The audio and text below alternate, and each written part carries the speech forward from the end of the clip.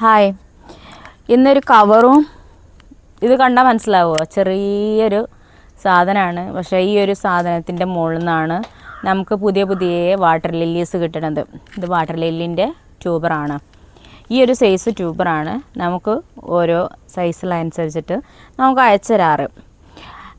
അപ്പോൾ ഈ ഒരു സ്പ്രൗട്ടുള്ള ട്യൂബർ എന്താണ് ചെയ്യേണ്ടതെന്ന് വെച്ചാൽ, പിന്നെ ചിലവർക്ക് എങ്ങനെ സ്പ്രൗട്ട് ചെയ്യാമെന്നൊന്നും അറിയണ്ടാവില്ല. അപ്പോൾ ഞാൻ കാണിക്കാൻ പോണത് ഇതൊരു സിപ്ലോക്ക് കവറാണ്. ഇതിൽ വെള്ളം നിറച്ചിട്ട് ഇതിൽ പേരെഴുതി വെക്കുക. നമ്മൾ ഏതാണ് ID മേടിക്കുന്നത് വെച്ചാൽ അതിൽ പേരെഴുതി വെച്ചിട്ട് ഇതിന് സിപ്ലോക്ക് കവറിൽ വെള്ളം നിറച്ചിട്ട് ഇതേപോലെ വെള്ളത്തിലിട്ട് വെച്ചാൽ മതി. അതേപോലെ ഇട്ട് വെച്ചൊരു വെറൈറ്റീസാണ് ഞാൻ സ്പ്രൗട്ട് ചെയ്യാൻ വെച്ച വെറൈറ്റീസ്.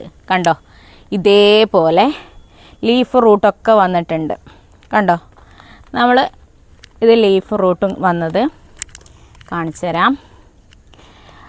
നന്നായിട്ട് പെർഫെക്റ്റായിട്ട് വന്നിട്ടുണ്ട് നമ്മൾ റൂട്ടിട്ടത്. കണ്ടോ, ആ ഒരു സാധനമാണ് നമ്മളിങ്ങനെ ചെയ്തിട്ട് ഇങ്ങനെ ആക്കി വെച്ചിട്ടുള്ളത്. ഇതൊന്ന് നമുക്കിനി പ്ലാന്റ് പോട്ടിംഗ് ബോട്ടോ അല്ലെങ്കിൽ ഡയറക്റ്റ് പ്ലാന്റ് മെത്തേഡിലോ നടാവുന്നതാണ്. ഇതൊന്ന് നമുക്കൊന്ന് പോട്ട് ചെയ്യണത് എങ്ങനെയെന്ന് കാണാം. അപ്പോൾ നമുക്കിതിൽ ചാണകപ്പൊടി ഇടാം. ഞാൻ ചാണകപ്പൊടിയാണ് യൂസ് ചെയ്യണത്. ഈ പാത്രത്തിൻ്റെ ഭാഗമാണ് ചാണകപ്പൊടി ഇട്ടിട്ടുള്ളത്. പിന്നെ ഇതേപോലെ തരിച്ച മണ്ണാണ് ഉപയോഗിക്കുന്നത്. ഞാനിവിടെ തരിച്ച മണ്ണാണ്. സ്മൂത്തായിട്ട് കല്ലൊന്നും ഇല്ലാത്ത മണ്ണാണെന്നുണ്ടെങ്കിൽ സ്മൂത്തായിട്ട് നമുക്ക് പ്ലാന്റ് നടാൻ പറ്റും. ഇത്രയും ഇതിട്ടുണ്ട്. നല്ല സുഖമാണിത് നടാൻ. നമുക്ക് കുറച്ച് വെള്ളം ഇതിൽ ആഡ് ചെയ്തിട്ട് ആ ട്യൂബർ ഒന്ന് താഴ്ത്തി കൊടുത്താൽ മതി. ഈ ട്യൂബർ മാത്രം ഒന്ന് ആഴ്ത്തി കൊടുക്കുക. എന്നിട്ട് പ്ലാന്റ് ചെയ്യുക. പിന്നെ ഓരോ ഘട്ടമായിട്ടാണ് വരുന്നത്.